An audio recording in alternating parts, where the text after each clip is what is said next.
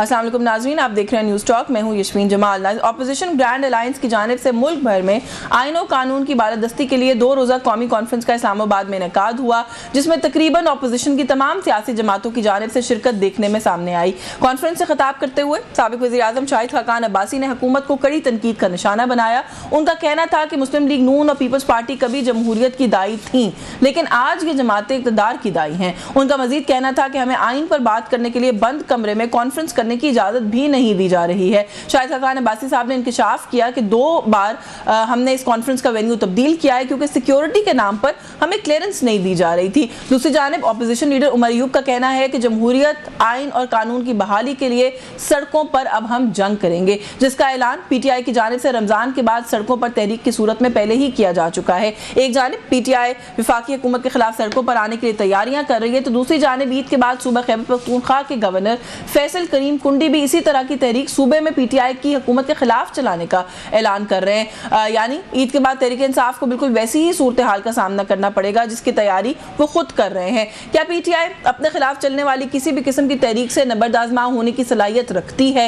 ये एक सवाल है, क्योंकि माजी में हमने देखा कि पीटीआई ने हुकूमतों के खिलाफ धरने और जलसे किए हैं, लेकिन आज तक पीटीआई को खुद ऐसी किसी सूरत हाल का सामना नहीं करना पड़ा है। ईद के बाद पीटीआई की सफ़ों में कुछ खलबली मचने की और भी खबरें सामने आ रही हैं। इत्तलात हैं कि 20 से 36 अरकान कौमी असम्बली ऐसे होंगे जो कि फॉरवर्ड ब्लॉक तश्कील देने जा रहे हैं, जिससे यकीनन कौमी असम्बली में तहरीक इंसाफ की जो स्ट्रेंथ है उसको धचका लग सकता है। ऐसे में अपोजिशन का ग्रैंड अलायंस किस हद तक कामयाब होगा और क्या पीटीआई अपनी सफ़ों को मजबूत रख पाएगी कि नहीं, ये कुछ सवालात है, इन पर बात करेंगे। आज जो नेशनल कॉन्फ्रेंस हुई है अपोजिशन पार्टीज की, वहां पर क्या माहौल था, क्या बातचीत हुई, थोड़ा सा वो भी जानने की कोशिश करेंगे। हमारे साथ प्रोग्राम में मौजूद है सीनियर रहनुमाएं पाकिस्तान तहरीक इंसाफ के रऊफ हसन साहब ने हमें ज्वाइन किया है। अस्सलाम वालेकुम सर, बहुत शुक्रिया आपका।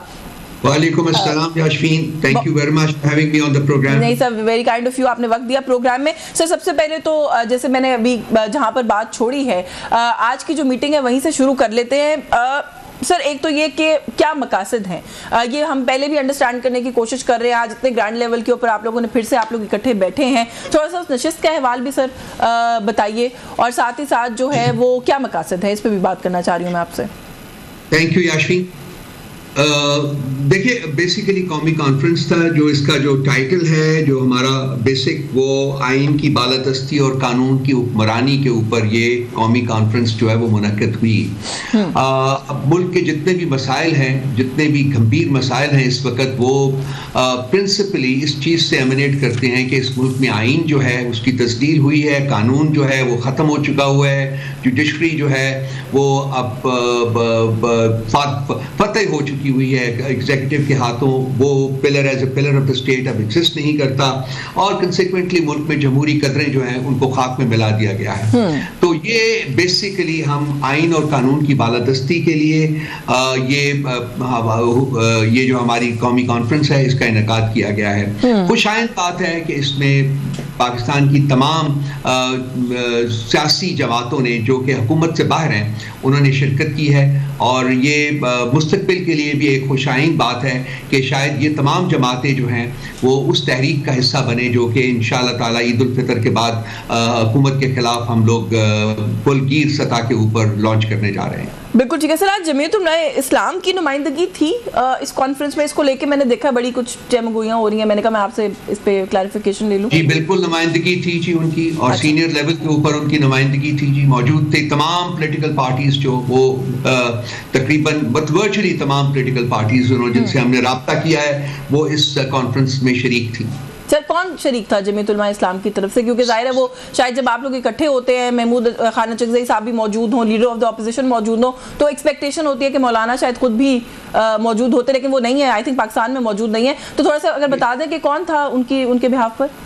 उनके मतलब कामरान मुर्तज़ा साहब थे, और भी उनकी जो सीनियर क़यादत है वो लोग मौजूद थे वहाँ, लेकिन मौलाना साहब ने कल ही हमें बता दिया था कि वो ज़ाती तौर के ऊपर शरीक नहीं होंगे, लेकिन वो फैक्ट कि उनकी एक सीनियर अरकान पर मुश्तमिल एक उनका वफ़द जो है वो उसने कॉन्फ्रेंस में शिरकत की है, वो इस चीज़ की गमाजी करता है कि वो इस कॉन्फ्रेंस के जो खदोखाल हैं, जो इसके ऑब्जेक्टिव्स हैं, उनके साथ एग्री करते हैं और होपफुली वो भी हमारी तहरीक का हिस्सा बने। बेसिकली वो ऑन बोर्ड है, यही सवाल जो है वो मैं अंडरस्टैंड करना चाहती हूँ। सर दूसरा, आप लोगों ने आज एक कॉन्फ्रेंस की, क्या क्या इश्यूज ज़ेरे बहस आए वो अभी आपने मुझे बता दिया, जाहिर है यही आप लोगों के पहले भी फोकल पॉइंट्स थे। थोड़ा सा सर अगर पहले इस पे वजाहत ले लें, ग्रैंड अलायंस ऑपोजिशन पार्टीज का बन गया है, आप लोग उसको बनाने की तरफ काम कर रहे हैं, इसीलिए ये नशिस्तें हो रही हैं, इसका कोई बाज़ाब्ता ऐलान हम एक्सपेक्ट करें या इस वक्त हम ये समझें कि ये इन प्लेस है ऑलरेडी? यास्मीन, इस वक्त हम मुख्तलिफ जमातों से, मुख्तलिफ सियासी स्टेक होल्डर्स के साथ रब्ता कर रहे हैं। अभी हमारा एक डेलीगेशन सिंध गया हुआ था, वहाँ GDA के साथ बात हुई और बाकी भी सिंध की और जमातों के साथ भी बात हुई और उन तमाम जमातों ने प्रिंसिपली एग्री किया कि वो इस तहरीक का हिस्सा बनेंगी। अब इसी के साथ साथ हमने भी सिंध के जो मसाइल हैं, पर्टिकुलरली ये जो अभी लेटेस्ट मसाइल क्रिएट हुए हैं, वो उनके ऊपर हमने उनसे हमने उनका जो पॉइंट ऑफ व्यू है उसके साथ हमने एग्री किया और हमने कहा है कि जो सिंध के हकूक़ हैं, पानी के हो जाएं या किसी और चीज़ के हो जाएं, उसके लिए हम उनके साथ खड़े होंगे। अब हमारे पास कुछ और जमातें भी रहती हैं जिनके साथ रब्ता करना है, जो कि अब इस कॉन्फ्रेंस के फ़ौरन बाद किया जाएगा। तो मैं फील करता हूँ कि वो 6 जमातों का हमने जो एक प्लेटफॉर्म बनाया था, अब उसमें और भी बहुत सी जमातें जो हैं वो शिरकत करेंगी। तो virtually by the time we launch this movement, उस वक्त तक उन 3 जमातों के अलावा जो कि हुकूमती इत्तेहाद में शामिल हैं, बाकी तमाम जमातें जो हैं इस प्लेटफॉर्म के ऊपर आ चुकी होंगी। शायद ANP भी ना आए मैं उसके साथ, लेकिन ANP भी आपको पता है कि हुकूमत की बेनिफिशरी जमात है। बाकी तमाम जमातें जो हैं, जमहूरियत और आइन पसंद जमातें, वो इस तहरीक का हिस्सा बनने जा रही हैं। बिल्कुल सही सर। जिन जमातों से आप लोगों का सिंध में रब्ता हुआ, उनकी नुमाइंदगी थी आज के कॉन्फ्रेंस में और आपने कहा कि कुछ और जमातें भी हैं जिनसे बात करेंगे, तो नुमाइंदगी थी जी। जिन जमातों का आप कह रहे हैं कि आप लोग मजीद बात करना चाहते हैं, एक्सपैंड करना चाहते हैं अपने अलायंस को, उनमें कौन सी जमातें? मैं इस वक्त आपको ज्यादा डिटेल्स नहीं दे सकूंगा, लेकिन उनकी नुमाइंदगी थी। अगर कोई उसमें से जमात फिजिकली नहीं आ सकी आज, तो उसकी भी सपोर्ट जो है वो हमारे साथ शामिल है। ठीक है। नहीं सर, मैं ये पूछ रही हूँ कि आपने कहा ना कि अभी कुछ और जमातें भी हैं जिनसे हम रब्ता करेंगे आफ्टर दिस कॉन्फ्रेंस, वो कौन सी जमातें हैं जिनको आप लोग जब एक्सपैंड करेंगे इस अलायंस को तो मजीद शामिल करना चाहते हैं? देखिए, तमाम वो स्टेक होल्डर्स जो हैं, तमाम स्टेक होल्डर्स जो हैं, वो हम सियासी स्टेक होल्डर्स जो हैं उनको हम चाहेंगे कि वो शामिल कर लें। खान साहब की इंस्ट्रक्शंस के मुताबिक पश्तीन साहब से भी बात हमने करनी है, धरंग साहबा से भी बात करनी है। तो हम किसी उस सियासी जमात को नहीं छोड़ेंगे जो कि आइन और कानून की सुप्रीमेसी में यकीन रखती है और वो इस तहरीक में शिरकत करने के ऊपर राजी है। हम उनको अपने साथ लेके चलेंगे, क्योंकि ये आइन और कानून को बचाने की लड़ाई है, ये जमहूरियत को बचाने की लड़ाई है, ये बहुत कुछ और बचाने की लड़ाई है, ये पाकिस्तान को बचाने की लड़ाई है। बिल्कुल ठीक है सर। अभी आपने क्योंकि पश्तीन साहब का भी हवाला दिया, मैं एक्चुअली यही पूछना चाह रही थी कि कौन कौन सी जमातें हैं जो आप लोग समझते हैं कि ऑन बोर्ड होनी चाहिए। रियासत का कुछ बड़ा सख्त मौक़िफ़ है, पश्तीन साहब की जमात की बात कर लें, इस तरह की और भी जाहिर है और भी 2-4 जमातें आप भी जानते हैं वो कौन सी हैं, मैं भी क्या उनका अलग से नाम लूँ, कैसे उसको, how do you look at that कि उस तरह की पार्टीज को अगर आप लेकर आते हैं तो आप लोगों के कॉज को कहीं ये समझ के वो डैमेज तो नहीं होगा कॉज के, ये कोई शरारत की कोशिश है या मे बी कोई इस तरह की बात? देखिए, रियासत का PTI के बारे में क्या बयानिया है आपके सामने ही है। पिछले 3 साल से क्या हो रहा है हमारे साथ, इससे ज्यादा शदीद बयानिया तो किसी और पार्टी के बारे में नहीं है। सो अगर हम ये सब कुछ कर रहे हैं और हम एक मेजर एलाई के तौर के ऊपर ये सब कुछ करने जा रहे हैं, तो मेरा नहीं ख्याल कि कोई और जमात है उसके साथ इस किस्म का सलूक है या इससे ज़्यादा शदीद बयानिया उस जमात के बारे में है जितना कि खुद PTI के बारे में रियासत ने अडॉप्ट किया हुआ पिछले 3 साल से।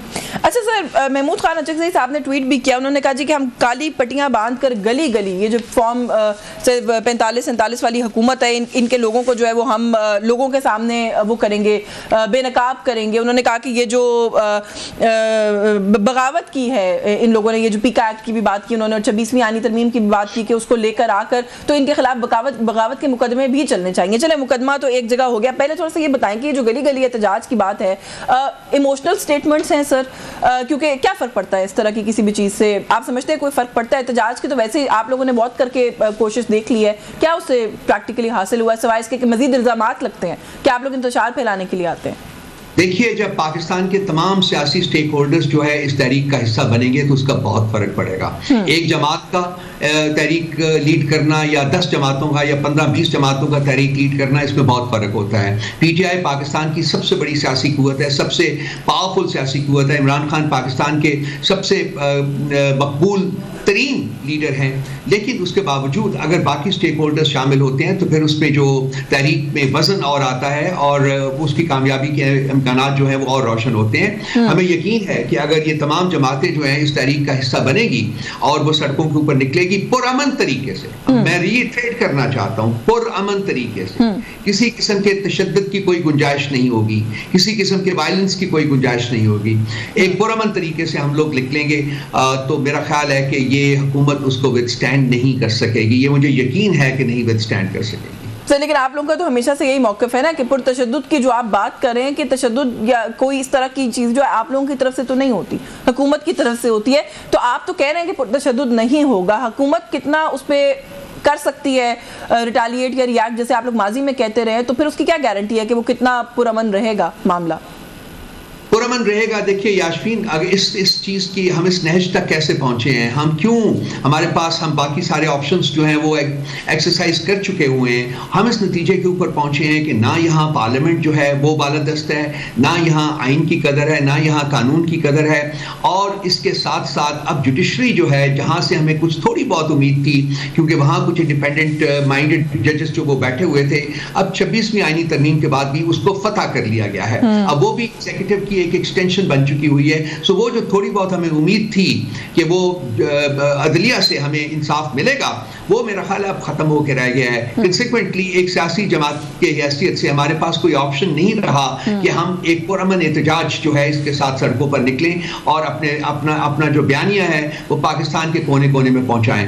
मैं फील करता हूं कि ये एक बहुत कामयाब तहरीक होगी और इसमें ये जितने भी स्टेक होल्डर्स हैं, इनका मैंने कुछ नाम लिया, कुछ का, लेकिन कुछ का नाम अभी मैंने नहीं लिया, अगर ये शामिल होंगे तो एक बहुत ज्यादा ताकतवर तहरीक के तौर के ऊपर ये आप अनकरीब पाकिस्तान में देखेंगे। इस सारे मामले के अंदर से पार्लियामेंट से मुस्ताफी होना कहीं ज़ेर गौर है, क्योंकि आपने कहा ना उम्मीदें खत्म हो गई हैं, तो पार्लियामेंट से तो शायद आप लोगों को पहले भी कोई उम्मीद नहीं थी, आप लोगों का यही मौक़िफ़ है? ना हम पार्लियामेंट से मुस्ताफी होंगे, ना ही हम कानूनी महाज के ऊपर अपनी जद्दोजहद जो है उसको फोर्सेट करेंगे। हम वो अपनी जो एफर्ट है उसको जारी रखेंगे, लेकिन उसको सप्लीमेंट करने के लिए अब ये जो अवामी तहरीक का जो आगाज़ है ये भी किया जाएगा। सर, ये जो आप लोगों का अलायंस है, वो सवाल मेरा वहीं पर रह गया, इस वक्त एक फॉर्मल अलायंस बन चुका है या अभी हम वेट करें कि एक फॉर्मल अलायंस बनेगा, उसका कोई स्ट्रक्चर होगा, उसको कोई लीड करेगा, ये आप लोगों ने अभी अनाउंस करना है?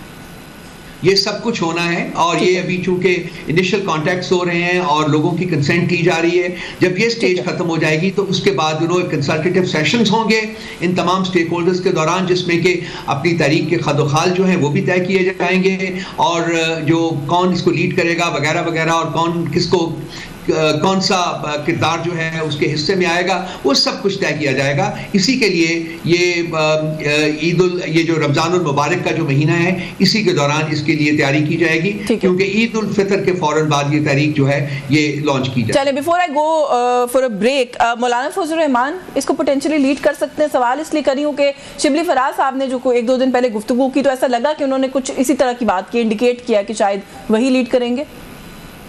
देखिए, मैं ना किसी को कहूंगा कि वो लीड करेंगे, ना मैं किसी के बारे में ये कहूंगा कि वो लीड नहीं करेंगे। ये जो फैसला है ये इन तमाम स्टेक होल्डर्स का, सियासी स्टेक होल्डर्स का फैसला होगा, एक यूनानिमस फैसला होगा। जब ये मिल बैठेंगे इस प्रिलिमिनरी स्टेज के बाद, जब इकट्ठे होकर बातचीत करेंगे, तो मेरा ख्याल है कि एक बहुत ही कंस्ट्रक्टिव एंड पॉजिटिव माहौल में इन तमाम चीज़ों के बारे में फैसले किए जाएंगे। कोई भी जो क्रेडिबल पोलिटिकली क्रेडिबल शख्स है वो इसको लीड कर सकता है। बिल्कुल ठीक है, मुझे एक ब्रेक लेनी है। सर, ब्रेक से वापस आके 1-2 चीज़ें ब्रीफली इसी जो आप लोगों का अलायंस है उसके बारे में फिर थोड़ा सा बात करेंगे। इस वक्त जो सूबे के मामलात और माहौल है, वहाँ पर आप लोगों को थ्रेटन किया जा रहा है कि आप लोगों के खिलाफ एहतजाज होगा और ईद के बाद दमादम मस्त कलंदर होगा। इस पर बात करेंगे, हमारे साथ रहिए।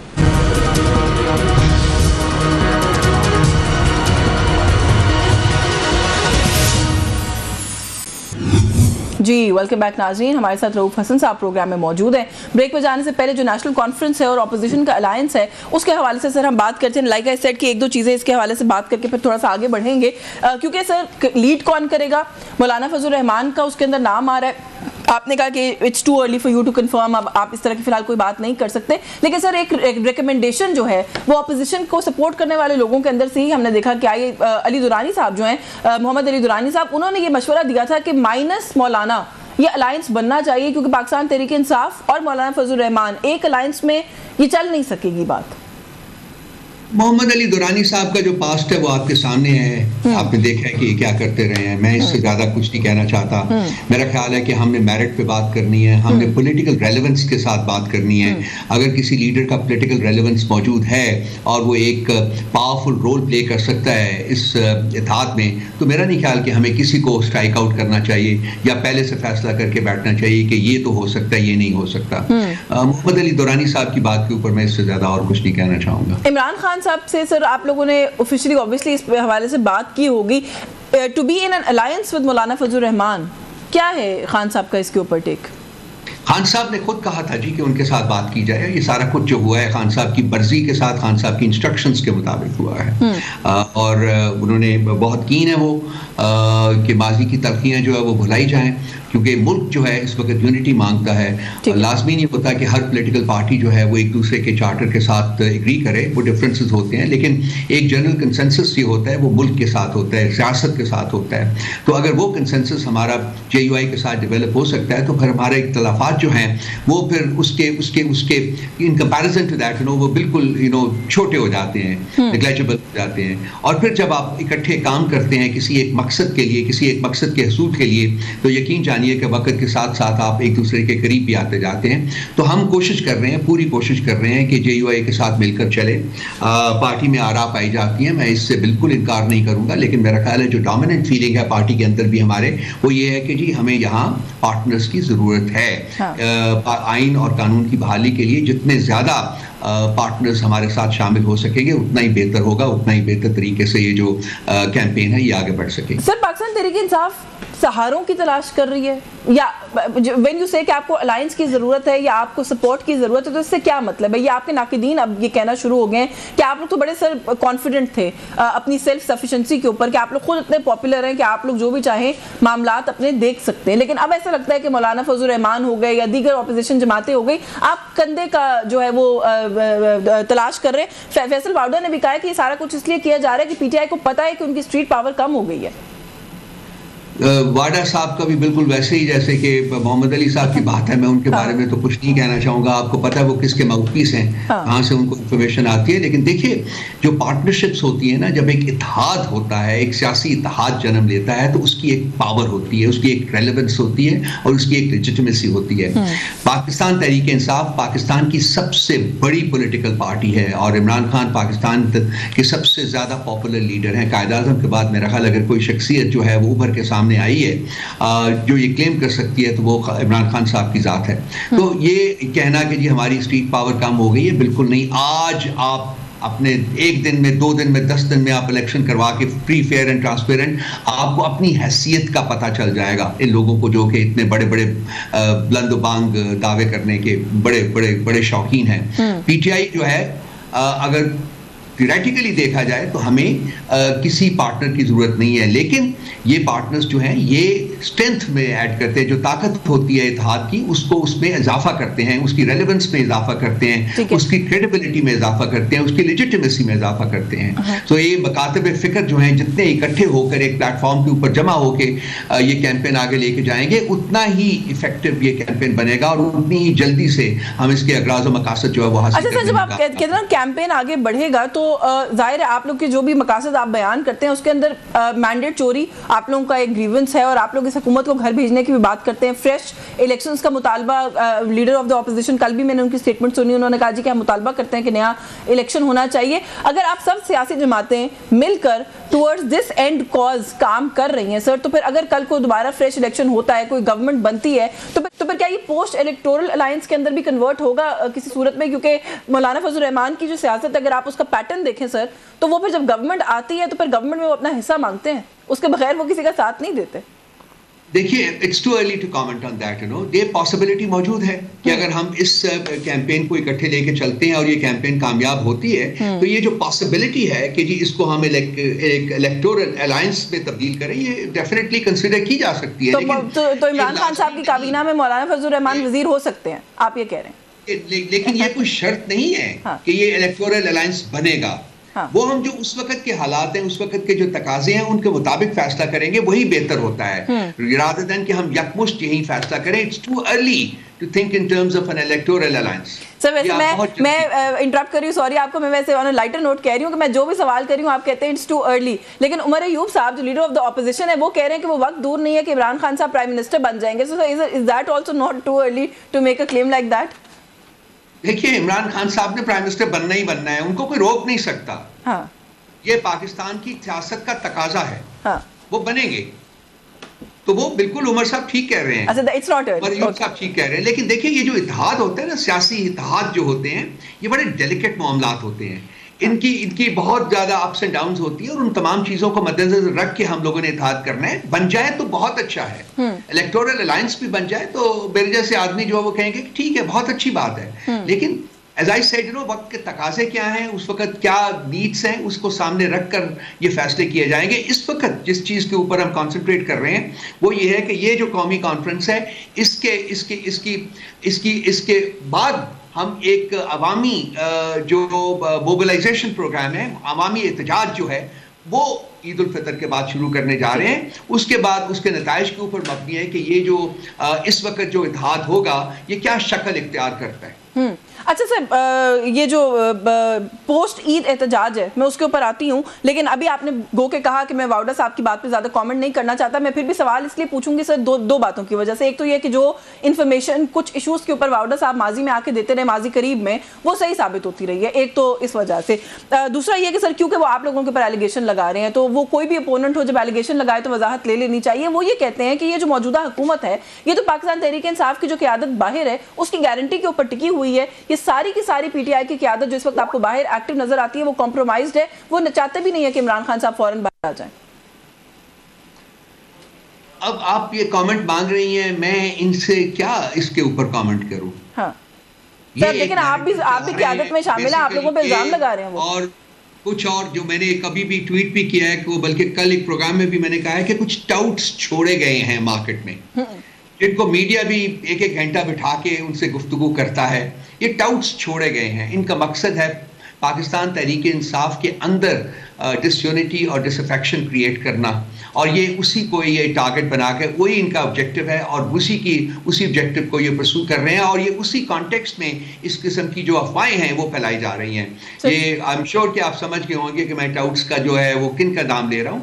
बिल्कुल कोई डिसयूनिटी नहीं है, बिल्कुल कोई अदम इत्तेहाद नहीं है, हमारे में बिल्कुल मौजूद हैं। हम लोग यकजा हैं, हम एक हैं खान साहब की लीडरशिप के पीछे।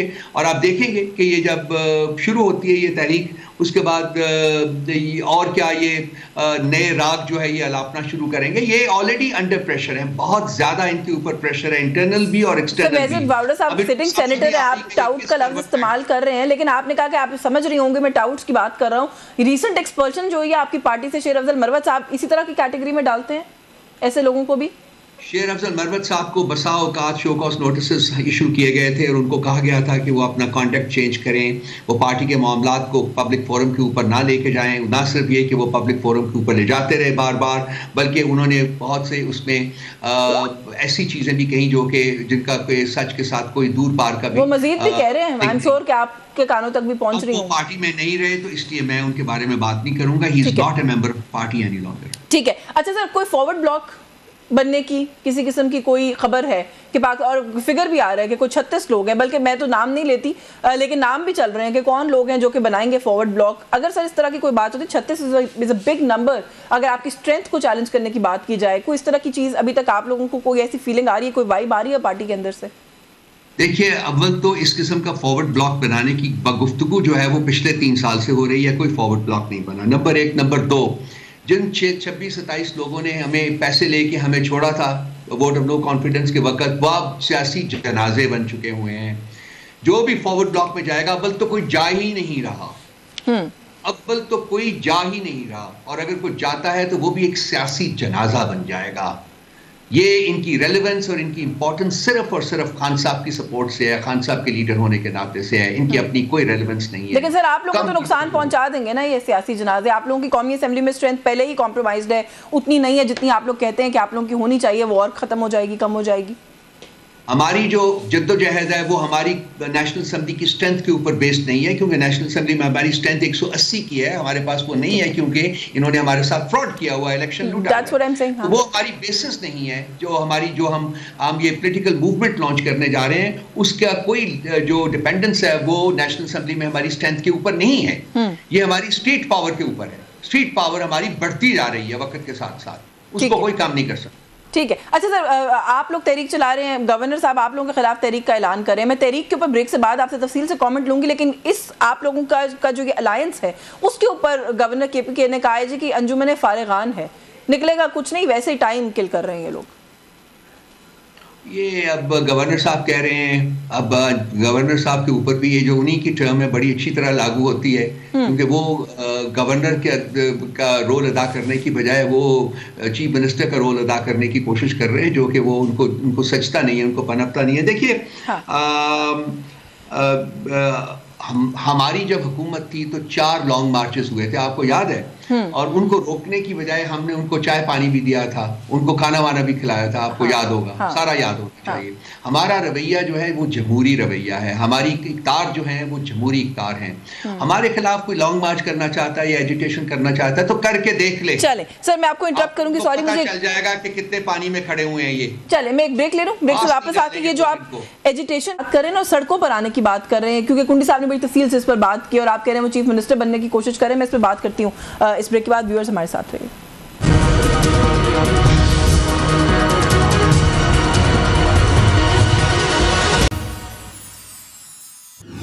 जी वेलकम बैक नाज़रीन। रऊफ हसन साहब हमारे साथ प्रोग्राम में मौजूद हैं। ब्रेक पर जाने से पहले रऊफ साहब हम बात करते हैं वो गवर्नर साहब की, वो मैं उसकी तरफ आती हूँ, लेकिन अभी एज वी स्पीक खबर आ रही है कि आप लोगों ने जो आज नेशनल कॉन्फ्रेंस की, बासी साहब ने मैंने इब्तदाई में भी बल्कि बताया कि पहले भी ये बात कही है कि जगह वेन्यू तलाश करने में आप लोगों को मसला हो रहा था और आप लोगों से 2 दफ़ा आप लोगों को तब्दील करना पड़ा क्योंकि सिक्योरिटी क्लियरेंस के नाम पर आप लोगों को जगह नहीं मिल रही थी। आज जहाँ पर मकामी होटल पर आप लोगों ने कॉन्फ्रेंस की, अब खबर ये आ रही है कि उन लोगों ने भी कल जगह देने से मना कर दिया है। अब बासी साहब कह रहे हैं कि हम जो भी होगा कॉन्फ्रेंस तो होगी। असद कैसर साहब कह रहे हैं हम कोई जानवर तो नहीं है, तहरीक जारी रहेगी, हम इंसान हैं, तहरीक तो अब हम चला के रहेंगे। How do you look at this situation, और कल की कॉन्फ्रेंस पे अब आपका क्या ख्याल है, कैसे होगी? यास्मीन देखिए, ये जब से अनाउंस हुआ था ये कौमी कॉन्फ्रेंस जो है इसका इनेकाद, तो उस वक्त से जितने भी वेन्यूज़ थे हमारे पोटेंशियल वेन्यूज़, उनको थ्रेटनिंग कॉल्स गई थी और उनको ऑर्डर्स गए थे कि आप इनको ये जगह नहीं देंगे। तो लाजमी बात है बहुत सी जगहों के ऊपर हमने किया, लेकिन फिर एक जगह एट्रियम मिली और उन्होंने कहा जी कि ठीक है आप कर लीजिए, लेकिन लास्ट मिनट के ऊपर इन्होंने एट्रियम को भी उन्होंने भी हमसे माजरत कर ली कि जी नहीं हम आपको जगह नहीं दे सकते, क्योंकि उनके ऊपर प्रेशर बहुत ज़्यादा था। उसके बाद हम ये लेजेंड्स होटल में गए थे जहाँ के आज का जो सारे दिन का प्रोग्राम वहाँ हुआ है, लेकिन हमें थ्रू आउट पता था कि उनके ऊपर जो है प्रेशर वो बढ़ता जा रहा है वक्त के साथ साथ। कंसिक्वेंटली अब शाम को उन्होंने कहा है देखिए कल का सेशन तो होगा, ये जो मर्जी कर लें, नहीं होता, अगर नहीं होता, अगर हमें कोई जगह नहीं मिलती अव्वल तो मिल जाएगी, लेकिन अगर नहीं मिलती तो ये सड़कों पर होगा, ये इस्लामाबाद की सड़कों के ऊपर ये सेशन होगा, ये सेक्शन होगा जरूर। सर सड़कों पर निकलने के लिए भी इजाजत चाहिए होती है, वो आपको मिलेगी? करने से रोका जाए किस वजह से, क्या वो लॉ है जो हम तोड़ रहे हैं, वो कौन सा कानून है जो हम तोड़ रहे हैं? नहीं सर, सड़कों पर निकलने के लिए भी इजाजत चाहिए होती है, आपको पता है ना, वो कहते हैं जी प्रोटेस्ट करना है तो पहले परमिशन लें, तो इजाजत तो सर फिर वो भी नहीं मिलेगी अगर आप लोगों को वेन्यू नहीं मिल रहा, फिर कैसे सड़कों पर? देखिए मजबूर कर रहे हैं ना कि हम सड़कों के ऊपर निकले, हम तो एक इनक्लोज्ड स्पेस में अपना प्रोग्राम कर रहे हैं, और अब अगर हम ये मजबूर करेंगे तो लाजमी बात है कि फिर निकलना पड़ेगा, फिर निकलेंगे, क्योंकि प्रोग्राम तो हम आधा बीच में नहीं छोड़ सकते ना, आज प्रोग्राम तो हमने खत्म करना है, आज का दिन चला है और कल का दिन भी चलेगा, प्रोग्राम होगा। So you are saying कि either way, चाहे कुछ भी हो जाए, कल का जो सेशन है, और ये बासी साहब ने भी कहा है कि वो चाहे कुछ भी करना पड़े वो होगा। बासी साहब ने कहा है, ये शाहजादा साहब ने भी कहा है, ये असद कैसर साहब ने भी कहा है, ये जितने भी लीडरान हैं इस वक्त इस कॉन्फ्रेंस के वो तमाम यही कह रहे हैं, महमूद खान चकजई साहब ने भी यही कहा है, सब लोगों ने ये कहा है जी कि प्रोग्राम तो होगा। अच्छा, लीडर ऑफ द ऑपोजिशन ने कुछ और कहा है, वो कहते हैं कि इस मसले को लेकर अब हम चीफ जस्टिस का दरवाजा खटखटाएंगे, उससे क्या हासिल होगा सर?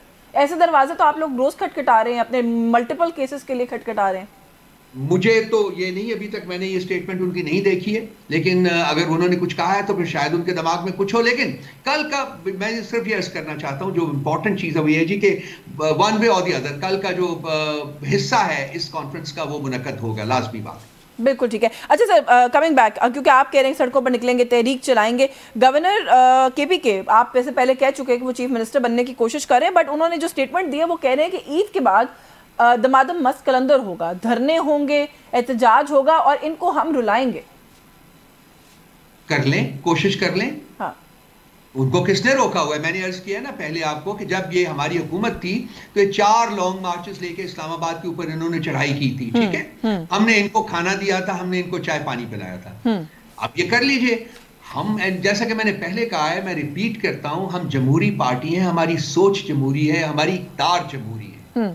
हम जमहूरियत की मनफी में कोई काम नहीं करेंगे। अब ये अपना अगर एक डेमोक्रेटिक हक इस्तेमाल करना चाहते हैं तो हम इनको एक्सरसाइज करने देंगे, करके देख लीजिए। इनको अपना इनको हुजम नजर आ जाएगा कि इनकी कितनी कदर है अवाम में।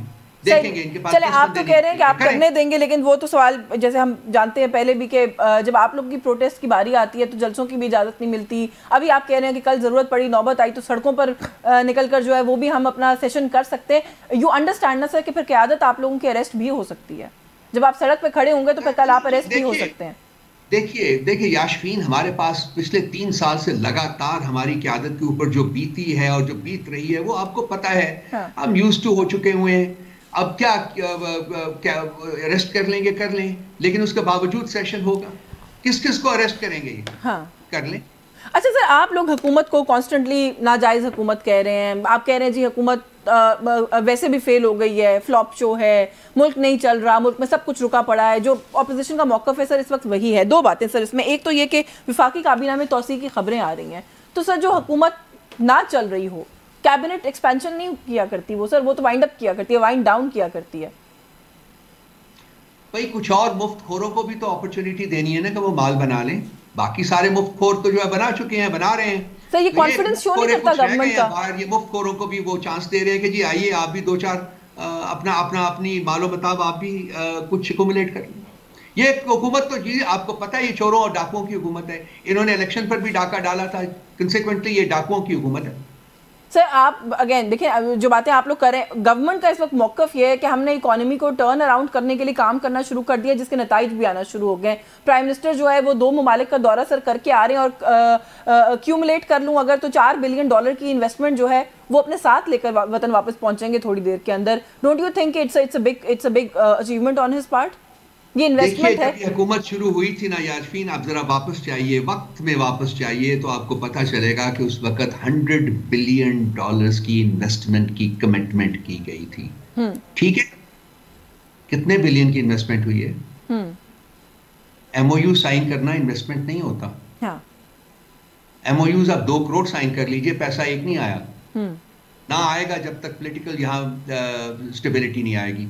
और पॉलिटिकल स्टेबिलिटी लाने की कुंजी जो है सिर्फ एक शख्स के पास है, जिसका नाम है इमरान खान। जब तक उसके साथ बैठ के उसके साथ मामलात सेटल नहीं होंगे, जब तक वो उस जेल की सलाखों से बाहर नहीं आएगा, उस वक्त तक ये पॉलिटिकल स्टेबिलिटी नाम की कोई चीज़ इस मुल्क में आ नहीं सकती। इन्वेस्टमेंट का तो आप छोड़ दें। इस किस्म के आप बात कितनी भी जितनी भी international organisation, IMF, EU, Commonwealth, US council, कोई भी, वो क्या कह रहे हैं? एक चाइनीज क्या कह रहे हैं? मुल्क में पॉलिटिकल स्टेबिलिटी लाएं, क्योंकि हर चीज जो है वो डिपेंडेंट होती है मुल्क की पॉलिटिकल स्टेबिलिटी के साथ। सर बिल्कुल, इसमें सर 2 बातें, एक तो ये कि आई अंडरस्टैंड MOUs जो है वो हार्ड टर्म्स में पैसे आपके पास अभी नहीं आए, जाहिर है वो मटेरियलाइज होंगे तब की बात है, लेकिन for an economy like us इसके ऑप्टिक्स भी काउंट करते हैं और इससे कुछ ना कुछ कॉन्फिडेंस जो है वो बेहतर होता है। एक तो ये बात सर। दूसरा जो अभी आप कह रहे हैं ना कि ये जो चले सर पहले इसका रिस्पॉन्ड कर दें मुझे कि ये जो कॉन्फिडेंस है, आपको नहीं लगता कि वो तो कम से कम बहाल हो रहा है इससे? देखिए कोई कॉन्फिडेंस बहाल नहीं हो रहा याशफीन। देखिए जब IMF के प्रोग्राम चलते हैं तो IMF के प्रोग्राम में चूंकि पैसा आ रहा होता है कर्ज की शक्ल में, ये इन्वेस्टमेंट नहीं है। हाँ। ये पाकिस्तान ने पे करना है और एक एक दिन गुजरने के साथ साथ ये जो पे बैक है ये और मुश्किल होता जा रहा है। तो जब पैसा आ रहा होता है, रोल इन कर रहा होता है, तो एक फीलिंग ऑफ स्टेबिलिटी जो है वो क्रिएट होती है, विच इज फॉल्स। ये फॉल्स फीलिंग ऑफ स्टेबिलिटी है। ठीक है, लेकिन आपने कहा ना सर पॉलिटिकल स्टेबिलिटी चाहिए होती है, इस वक्त एक इकोनॉमिक कैप्टिव है। बिल्कुल सर, आखिर में बस ये कहते हैं, आपने कहा ना कि पॉलिटिकल स्टेबिलिटी चाहिए होती है इकोनॉमिक टर्न अराउंड के लिए, तो सर ये इसके बाद भी आप लोगों के ही खाते में जाएगा कि आप लोग सड़कों पर निकल रहे हैं, आप लोग प्रोटेस्ट कर रहे हैं, आप लोग मुल्क में पॉलिटिकल इंस्टेबिलिटी लेकर आ रहे हैं? मुझे ये बताइए कि कौन सी ऐसी चीज है जिसके बारे में इल्जाम हमारे ऊपर नहीं धरा गया जो कि हम इससे डरें अब? हाँ, हर चीज का इल्जाम तो हमारे ऊपर धरा जाता है कि जी ये चीज नहीं हुई बिकॉज उन्होंने ये किया, ये चीज नहीं हुई बिकॉज उन्होंने ये किया। तो एक और सही, एक इल्जाम और सही, क्या फर्क पड़ता है? चले, एक इल्जाम और सही, क्या फर्क पड़ता है? सर आपका बहुत शुक्रिया एंड लेट्स सी कि अब कल का दिन जो आप लोगों की कॉन्फ्रेंस है उसके लिए किस तरह से पैन आउट करता है। थैंक यू सो मच, आपने बहुत प्रोग्राम में आज हमें वक्त दिया। व्यूअर्स, रऊफ हसन साहब हमारे साथ मौजूद थे जो इस वक्त ऑपोजिशन का ग्रैंड अलायंस और दीगर मामलात हैं उस पर हमने तफसील से उनसे गुफ्तगू की। न्यूज़ टॉक से आज के लिए बस यही कुछ, मुझे इजाज़त दीजिए, अल्लाह हाफिज़।